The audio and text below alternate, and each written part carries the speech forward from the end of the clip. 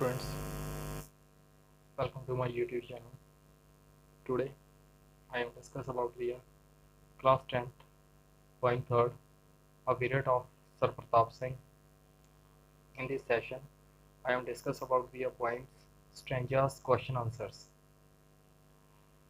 This is a snap of Sir Henry Newbold Bolt, which is written this poem. The stanza first. In the first year of him that the first was the warrior and king, the writer came to the rose red house, the house of the Sir Pratap Singh. ਕਹਿੰਦੇ ਪਹਿਲਾ ਸਾਲ ਸੀਗਾ ਜਦੋਂ ਕੀ ਸੀ, ਇੱਕ warrior ਤੇ king, ਇੱਕ ਸਮਰਾਟ ਤੇ ਇੱਕ ਕਿੰਗ ਤੋਂ ਇਕੱਠੇ ਹੋਏ ਦੋ ਹੀ ਜਣੇ ਰਾਈਡ ਦੇ ਉੱਤੇ ਜਾਂਦੇ ਸੀ ਘੋੜਸਵਾਰੀ ਦੇ ਲਈ ਰੋਜ਼ ਰੈਡ ਹਾਊਸ ਦੇ ਵਿੱਚ, ਜਿਹੜਾ ਕਿ sir Pratap Singh the house C. Name of the poem and poets name question answering. The name of the poem is The Village of Sir Pratap Singh and the poet's name is Henry Newbold. Second question, who came to the Pratap Singh's house? Pratap Singh ਦੇ house ਦੇ ਵਿੱਚ ਕੌਣ ਆਇਆ? The English soldiers came to the Sir Pratap Singh's house. English soldier ਜਿਹੜਾ ਸੀਗਾ ਉਹ sir Pratap Singh ਦੇ ਘਰ ਆਇਆ।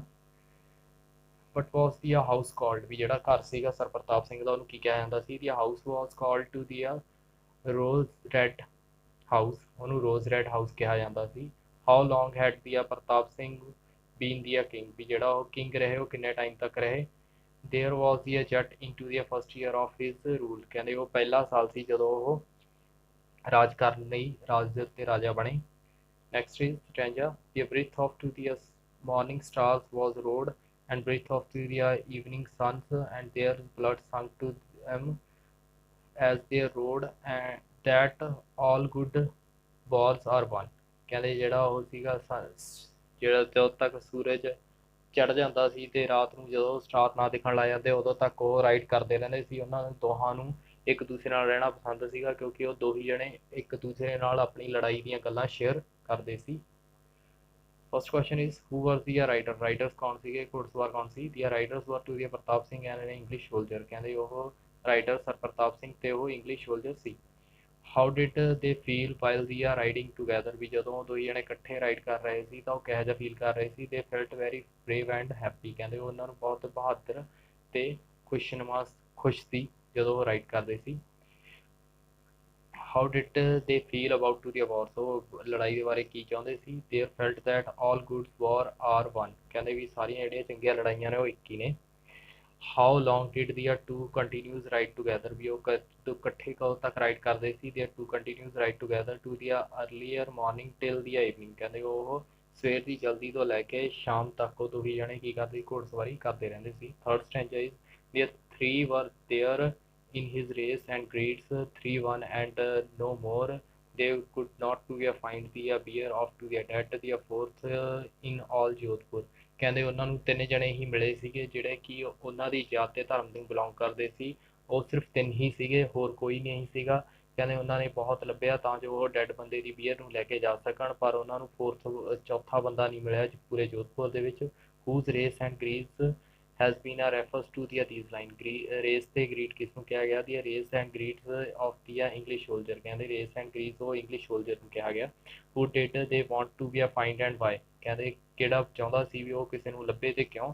the wanted to find the fourth one to carry the beer। ਕਹਿੰਦੇ ਉਹ ਚਾਹੁੰਦੇ ਸੀ ਵੀ ਉਹਨਾਂ ਨੂੰ ਕੋਈ ਚੌਥਾ ਬੰਦਾ ਮਿਲ ਸਕੇ ਜਿਹੜਾ ਕਿ ਹਾਥੀ ਨੂੰ ਲੈ ਕੇ ਜਾ ਸਕੇ। who was it that had died? ਕਹਿੰਦੇ ਕਿਹੜਾ ਬੰਦਾ ਮਰ ਗਿਆ ਸੀ? it was the English soldier that the had died। ਕਹਿੰਦੇ ਵੀ ਉਹ ਇੰਗਲਿਸ਼ ਸਿਪਾਹੀ ਸੀ ਜਿਹੜਾ ਮਰ ਗਿਆ ਸੀ। what evil has been to the point out to the these lines। ਕਹਿੰਦੇ ਇਹ ਲਾਈਨ ਦੇ ਵਿੱਚ ਜਿਹੜੀ ਬੁਰਾਈ ਆ ਉਹ ਕੀ ਸੀਗੀ? the evil of to the caste system has been pointed out of these lines। ਕਹਿੰਦੇ ਇਹ ਲਾਈਨਾਂ ਦੇ ਵਿੱਚ ਜਾਤ ਪਾਤ ਦੀ ਜਿਹੜੀ ਬੁਰਾਈ ਆ ਉਹਦੇ ਉੱਤੇ point ਕੀਤਾ ਗਿਆ ਵਾ। fourth stanza is, what the needs what need said Pratap Singh the bolt his prince's head I have no caste for I myself am bearing forth of the death। ਕਹਿੰਦੇ ਉਹ ਸਰ ਪ੍ਰਤਾਪ ਸਿੰਘ ਨੇ ਪੁੱਛਿਆ ਕੀ ਚਾਹੀਦਾ ਤਾਂ ਉਹਨਾਂ ਨੇ ਆਪਣਾ ਸਿਰ ਦੇ ਉੱਤੋਂ ਜਿਹੜਾ ਰਾਜ ਤਿਲਕ ਸੀਗਾ ਜਾਂ ਮੁਕਟ ਸੀਗਾ ਉਹਨੂੰ ਲਾ ਕੇ ਥੱਲੇ ਰੱਖਿਆ। ਕਹਿੰਦਾ ਮੇਰੀ ਕੋਈ ਜਾਤ ਨਹੀਂ ਹੈਗੀ, ਮੈਂ ਆਪਣੇ ਆਪ ਦੇ ਵਿੱਚ ਹੀ ਜਾਤ ਹਾਂ ਤੇ ਮੈਂ ਉਹ ਚੌਥਾ ਬੰਦਾ ਬਣਾਂਗਾ ਜਿਹੜੇ ਉਹ ਡੈਡ ਬੰਦੇ ਨੂੰ ਲੈ ਕੇ ਜਾਏਗਾ। Question answer is what need the sir Pratap Singh refers to भी सर प्रताप सिंह ने किहड़ी नीड या किहड़ी जरूरत बारे पुछया it was the need of the fourth person to carry the bier कहते चौथा बंदा जिहड़ा चाहिदा जरूरी सीगा ਉਹ बीयर ਨੂੰ ਜਾਨੀ ਕਿ ਉਹ ਅਰਥੀ ਲੈ ਕੇ ਜਾਣ ਦੇ ਲਈ who came forward to carry the beer ਕਿਹੜਾ ਉਹਨਾਂ ਦੇ ਸਾਹਮਣੇ ਆਇਆ ਉਹ ਅਰਥੀ ਨੂੰ ਚੱਕਣ ਲਈ Pratap Singh himself came forward to carry the beer ਕਹਿੰਦੇ ਸਰ ਪ੍ਰਤਾਪ ਸਿੰਘ ਨੇ ਆਪਣੇ ਆਪ ਨੂੰ ਅੱਗੇ ਕੀਤਾ ਕਿ ਉਹ ਬੀਅਰ ਚੱਕਣਗੇ ਉਹ ਅਰਥੀ ਨੂੰ ਚੱਕਣਗੇ whose beer was it ਕਹਿੰਦੇ ਉਹ ਜਿਹੜੀ ਅਰਥੀ ਸੀ ਉਹ ਕਿਸਦੀ ਸੀ it was the beer of to the English soldier ਕਹਿੰਦੇ ਉਹ ਅਰਥੀ ਸਰ ਪ੍ਰਤਾਪ ਸਿੰਘ ਦੀ ਜਾਂ ਨਹੀਂ sorry English soldier the C why does the Pratap Singh says I have no caste ਕਹਿੰਦੇ ਸਰ ਪ੍ਰਤਾਪ ਸਿੰਘ ਨੇ ਇਹ ਗੱਲ ਕਿਉਂ ਕਹੀ ਵੀ ਮੇਰੀ ਕੋਈ ਜਾਤ ਨਹੀਂ he said because he did not to believe in the caste system ਕਹਿੰਦੇ ਉਹਨਾਂ ਨੇ ਇਹ ਗੱਲ ਤਾਂ ਕਹੀ ਕਿਉਂਕਿ ਉਹਨਾਂ ਨੂੰ ਕੋਈ ਵਿਸ਼ਵਾਸ ਨਹੀਂ ਸੀਗਾ ਇਹ ਜਾਤ ਧਰਮ ਦੇ ਸਿਸਟਮ ਦੇ ਉੱਤੇ ਪ੍ਰਥਾ ਦੇ ਉੱਤੇ fourth and last stranger is God only knows said the Pratap Singh which I lost today and without me no hand of the man shall the beer of my friends away ਕਹਿੰਦੇ ਵੀ ਰੱਬ ਹੀ ਜਾਣਦਾ ਵੀ ਮੈਂ ਅੱਜ ਕੀ ਖੋਇਆ ਸਰ ਪ੍ਰਤਾਪ ਸਿੰਘ ਨੇ ਇਹ ਗੱਲ ਕਹੀ ਕਹਿੰਦੇ ਅੱਜ ਦੇ ਦਿਨ ਮੈਂ ਕੀ ਖੋਇਆ ਵਾ ਕਹਿੰਦਾ ਵਿਦਆਊਟ ਕਹਿੰਦਾ ਮੇਰੇ ਬਿਨਾਂ ਹੱਥ ਤੋਂ ਮੇਰੇ ਕੋਈ ਵੀ ਫਰੈਂਡ ਦੀ ਅਰਥੀ ਨੂੰ ਚੱਕ ਕੇ ਨਹੀਂ ਲੈ ਕੇ ਜਾ ਸਕਦਾ name of the poem and the poet ਦਾ ਨੇਮ ਕੀ ਆ the poem name is the ballad of sir Pratap Singh and the poet's name is sir Henry Newbolt ਸੀਗਾ how did he feels over the his loss ਕਹਿੰਦੇ ਜਿਹੜਾ ਉਹਨਾਂ ਨੂੰ ਘਾਟਾ ਪਿਆ ਸੀ ਉਹਦੇ ਵਿੱਚ ਉਹ ਕਿਸ ਤਰ੍ਹਾਂ ਫੀਲ ਕਰ ਰਹੇ ਸੀ he felt that the sad very over his loss ਕਹਿੰਦੇ ਉਹ ਬਹੁਤ ਦੁਖੀ ਸੀਗੇ ਜਿਹੜਾ ਉਹਨਾਂ ਨੂੰ ਘਾਟਾ ਪਿਆ ਨੈਕਸਟ ਹੈਗਾ what did he decide to do ਉਹਨਾਂ ਨੇ ਕੀ ਸੋਚਿਆ ਵੀ ਹੁਣ ਉਹ ਕੀ ਕਰਨਗੇ he decide to carry his friends biers himself ਉਹਨਾਂ ਨੇ ਕਿਹਾ ਵੀ ਹੁਣ ਮੈਂ ਆਪਣੇ ਫਰੈਂਡ ਦੀ ਆਪ ਹੀ ਅਰਥੀ ਚੱਕ ਕੇ ਲੈ ਕੇ ਜਾਊਂਗਾ but did the Pratap Singh says he had lost ਕਹਿੰਦੇ ਸਰ ਪ੍ਰਤਾਪ ਸਿੰਘ ਨੇ ਕੀ ਖੋਲਿਆ ਸੀ he said that he lost his very dear friend ਕਹਿੰਦੇ ਉਹਨਾਂ ਨੇ ਆਪਣਾ ਇੱਕ ਹਰਮਨ ਪਿਆਰਾ ਦੋਸਤ ਜਿਹੜਾ ਵਾ ਉਹ ਗਵਾ ਦਿੱਤਾ ਇਹ ਸੀਗੀ poem the ਬਿਲੀਅਡ of the sir Pratap Singh ਇਸ ਪੋਇਮ ਦੇ ਵਿੱਚ ਉਹ ਸਾਨੂੰ ਡਿਸਕ੍ਰਿਮੀਨੇਸ਼ਨਸ ਨੂੰ ਜਿਹੜਾ ਇੱਕ ਰਾਜੇ ਨੇ ਕਿਸ ਤਰੀਕੇ ਨਾਲ ਕ੍ਰਿਟੀਸਾਈਜ਼ ਕੀਤਾ ਅਤੇ ਦੂਸਰਾ ਸਾਨੂੰ ਫਰੈਂਡਸ਼ਿਪ ਦੇ ਬਾਰੇ ਪਤਾ ਲੱਗਦਾ ਵਾ ਵੀ ਉਹਨਾਂ ਨੇ ਕਿਸ ਤਰੀਕੇ ਨਾਲ ਆਪਣੇ ਦੋਸਤ ਦੀ ਅਰਥੀ ਨੂੰ ਕੰਧਾ ਦਿੱਤਾ ਅਤੇ ਆਪਣੇ ਜਾਤ ਪਾਤ ਅਤੇ ਆਪਣੇ ਰਾਜ ਨੂੰ ਸੈਕਰੀਫਾਈਸ ਕੀਤਾ ਸਿਰਫ ਆਪਣੀ ਫਰੈਂਡਸ਼ਿਪ ਦੇ ਲਈ ਤਾਂ ਸਾਨੂੰ ਵੀ ਇਸ ਤਰੀਕੇ ਦੇ ਸੱਚੇ ਦੋਸਤਾਂ ਦੀ ਭਾਲ ਕਰਨੀ ਚਾਹੀਦੀ ਹੈ ਅਤੇ also becoming to the fast friend of their friends and try to help in their difficult time.